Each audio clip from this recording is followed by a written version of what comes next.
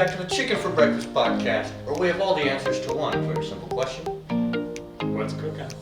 I'm your host, Magic. Today's episode has been long awaited. We got none other than the legendary Johnthevideoguy. What's up? Thanks for having me, Johnny. It's really great to be here. Yeah, man, thanks for being here. I appreciate it. We have a history of working together, and I think one of the reasons I wanted to get you on specifically is because you're kind of in the same business that we do. You're. Well, I'll let you introduce yourself. So, John, what's cooking? Hey everyone, I'm John the Video Guy, and this is the Chicken for Breakfast podcast. So I started a YouTube channel probably, I would say around 4 years ago. I started getting back into YouTube. Really, I started back in 2013, just creating like home movies and stuff, but I started to take it seriously back in around 2021, I would say. So I run a YouTube channel. It's called John the Video Guy. I make Premiere Pro After Effects tutorials, so you can check it out. But basically, I just started making a bunch of tutorials, and the channel has grown now to over 10,000 subscribers. Dang, he's out here cooking. He's out here cooking, which is interesting, by the way. There's a lot of questions I have, right? And I think one of the starting points is YouTube itself, right? So I think we can relate on two levels. Number one, our names, right? One of the coolest names in history, John. right? Yeah, absolutely. You're Johnny, but yeah, I kind of go by John. But yeah, I mean, I've had like two people in my entire life who just always refer to me as John, and like it's just not a name for me. So I'll leave it to you. You get John, I'll take John. But I think the other way that we can relate is like I kind of left a job to do freelance film, YouTube, all of that kind of freelance, and that's a hard thing to transition to. it is. I would think, right? You've got like a support, a safety net, a consistent income, and then jumping into not that. Yep. And I think you're a great example to kind of talk about that transition, because I'd say you're a success story there. Yeah, partly I would say I'm not like a full-time YouTuber, but I was able to build the channel, starting in 2021, and then this past year, March of 2024, this is when I left my 9-to-5 job. And at that time, YouTube's bringing in around half of my living expenses, I would say, from AdSense into different revenue streams. But it took a long time to get to that point where I could confidently take that leap. And that's the thing with freelance work, is it's very hit and miss. So having that safety net or some type of fallback, whether it's passive income or another way that you can generate revenue for your business, is very helpful and beneficial. Absolutely. And kudos to you, by the way. 10,000 is crazy. In 4 years? In about 3.5 years. Cool.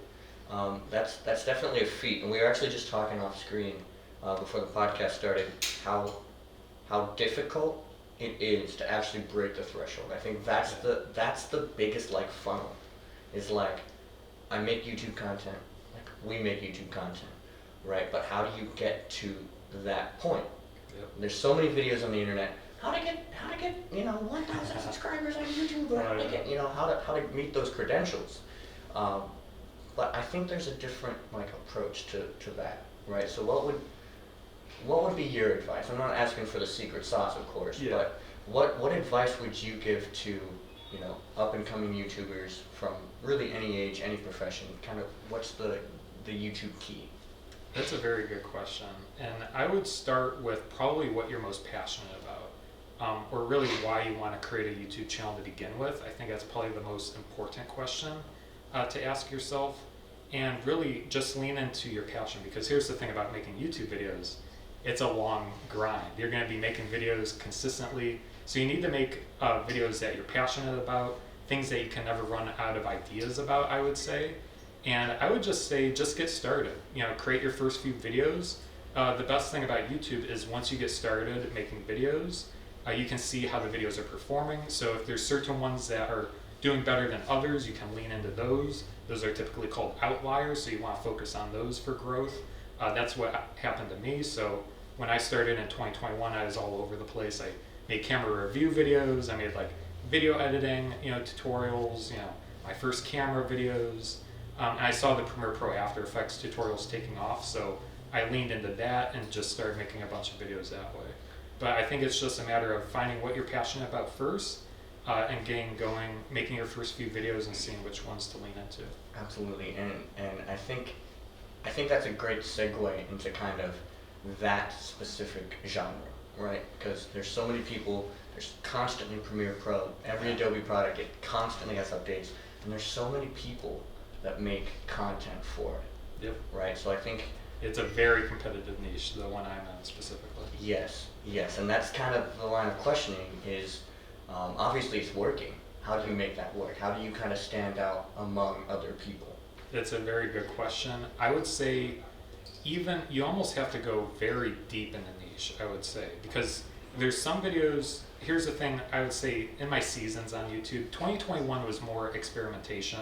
That's the year I found out Premiere Pro After Effects tutorials were working better than anything else. But 2022, what I did is like, okay, I'll just make a bunch of Premiere Pro After Effects tutorials. And when I did that, I noticed that certain ones were doing better than others. So like, for example, one tutorial topic that does really well on my channel is export settings. So once I saw an export settings video take off, I was like, I'll do a bunch of those. So even it's almost narrowing down even further on the successful videos or the ones that are leading the way on your channel, I would say. Absolutely. Finding that click is so important.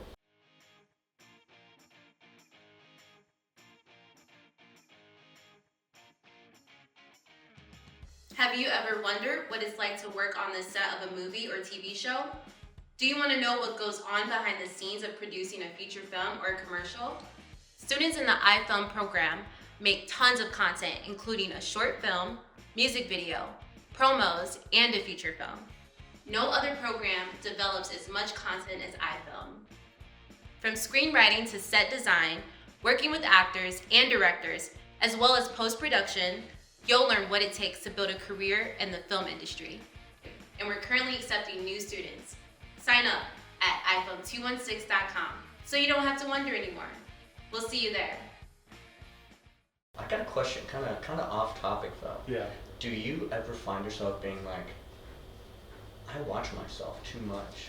Or like, do you have like an image of yourself that like no one else would probably see? Do you know what I mean? I know, yeah, I know what you mean. I feel like I'm kind of detached at the moment, you know, where I kind of, because I have to edit all the videos too, I'm just like there, I kind of just tune myself out. I'm just focusing on the content itself primarily. Yeah, I mean, we'll film like a podcast or we'll film like a react video or something, and I'll just be sitting there editing, and I come across a moral dilemma where it's like, do I take that out because I don't like it? Yeah. Or do I take that out because it doesn't fit the content? Yeah. Because like it kind of fits the content, Yep. but maybe it was kind of cringe, or maybe the delivery wasn't there. You know, I think that's one of my big challenges right now in the YouTube realm. Yeah, and how I think about that is, and you know, getting started on YouTube, you're going to have a lot of those cringe moments, especially within your first 10 to 20 videos. You're just getting started as a YouTuber. Everything you're going to do is going to be very awkward in front of the camera. But I would say once you get comfortable in front of the camera, it becomes a lot easier. And when it comes to content, specifically when you're deciding what things to leave in and cut out of the video, I would say just focus on your target audience. Would they find value in what you're talking about, what you're providing to them? That's really what I focus on. When I'm watching back, and retention is another big thing on YouTube, is just cut out, just leave the value in. And that's a big thing I focus on in my videos. You got like the whole SEO algorithm. You got all that unlocked, man. That's crazy. That's crazy. That's a lot of dedication. That's good. That's good. I wanna also kind of shift into a different topic a little bit. It's kind of on the same track though. One interesting fact that I find interesting, and we don't have to talk about it. We can cut it out. I find it interesting that you didn't go to college for this. Yes. Right. And I'm actually proud, kind of that. Yeah. A little bit. Yeah. Go Because for it, yeah, and you know, this was another thing or catalyst for why I did what I did and leaving my job and starting my own business, is because, actually a little side story, you know, I've been working for the company I used to work for almost for 9 years, and you know, on the side I would be always searching for another job, seeing if there's something out there. I even applied to a few jobs, but a lot of companies just hold that degree to a very high standard regardless of your experience and what you can do, really. And that's really when I realized if I want to leave and continue in the career, probably the best path moving forward is to make something for myself, whether it's a YouTube channel, build a personal brand, and then go into business as myself for myself. So, but not going to college kind of also led to me going into the path that I ended up going in down. Amen. You gotta start somewhere. That's kind of the way that it goes. Yeah. It's again that kind of ties right into that transition. Obviously, you're making it work, and that's a hard thing to do. So. And I will preface it too by saying I didn't go to college, but in high school I took essentially a kind of like a career prep course. When I was in junior, senior year, I went to a trade school essentially, where I did learn some video editing. It's not like I just became a video master overnight for.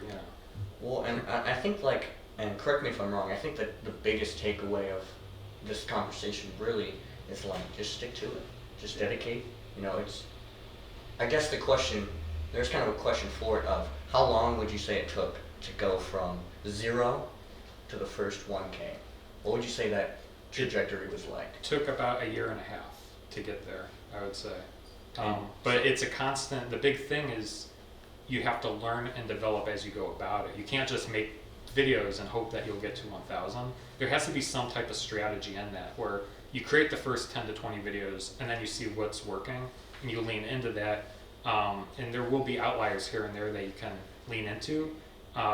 It's just a matter of experimentation but the big thing that you said is you just never give up. That's really the ingredient to success on YouTube is any YouTuber that's successful has never given up. They've always found a way to push through and always make content.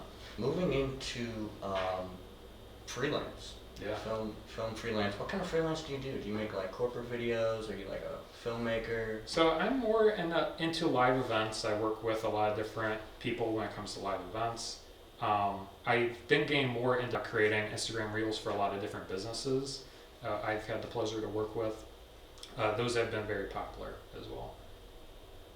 One thing I find super impressive, by the way, I don't know if I've ever mentioned this, is I always see your little bites. You got little bites of footage or little bites of snacks, 10, 15-second videos.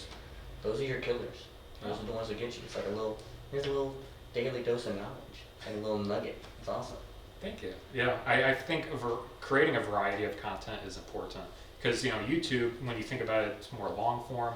But there's YouTube Shorts, there's TikToks, Instagram Reels, and a lot of the short snippets that you can make as well as well as the podcast as well, more like an hour-long video. But I think creating a variety for your audience because they might watch a short and then they get attracted to your longer form content as well. That's another area that can propel growth as well. Absolutely. Well, I definitely appreciate you being here and talking about the secret sauce.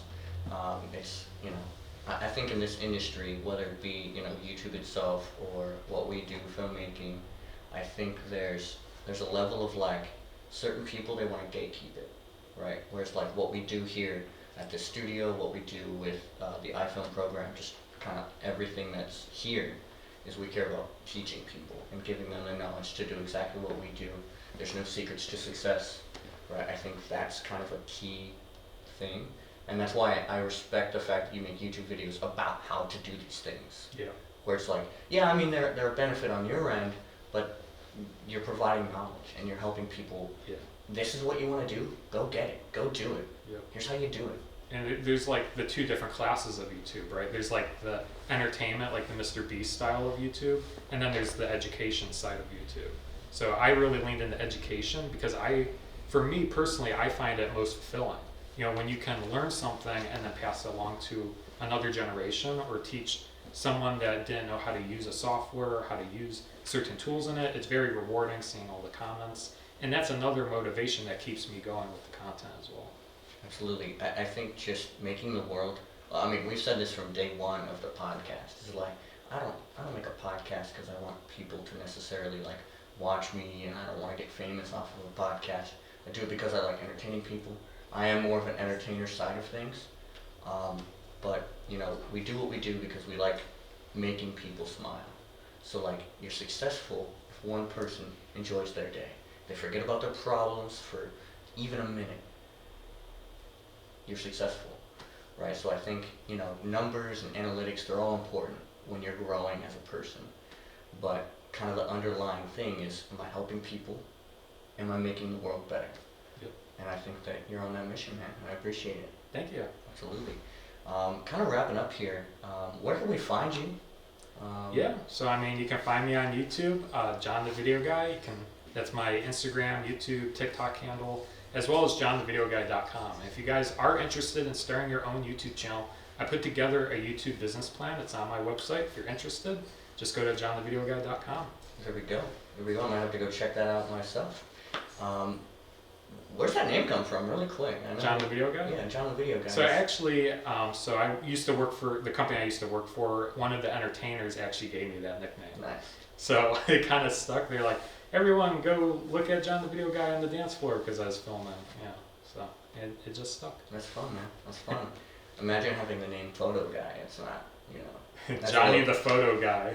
That's a little inside joke. That's a little inside joke for us. But yeah, man, I definitely appreciate you being here. Do you have anything that you would like to kind of throw out there? Just, it can be anything to say, a message you'd like to send. Just really just what's cooking. I don't know. I mean, you know, I feel like we talked a lot about YouTube in this session, but you know, you don't have to be a YouTuber. This is just one of the many career paths that people can take, but it's a very interesting one though. So, but do whatever is best for you, I would say. Whatever feels best. That's a great message, man. Definitely appreciate you being here. Thank you. Make sure you guys go check it out. We are going to have a link to your channel in the description just so people can scroll down, go find it. Make sure you go subscribe to this guy. This guy's dope. If you ever want to learn Premiere Pro, After Effects, whether you know it or you just want to learn some cool stuff, John the Video Guy's got you. We got a link to his channel in the description. And remember, chicken is a soul food. And breakfast is the most important meal of the day. So why not start your day out right with chicken for breakfast? Peace.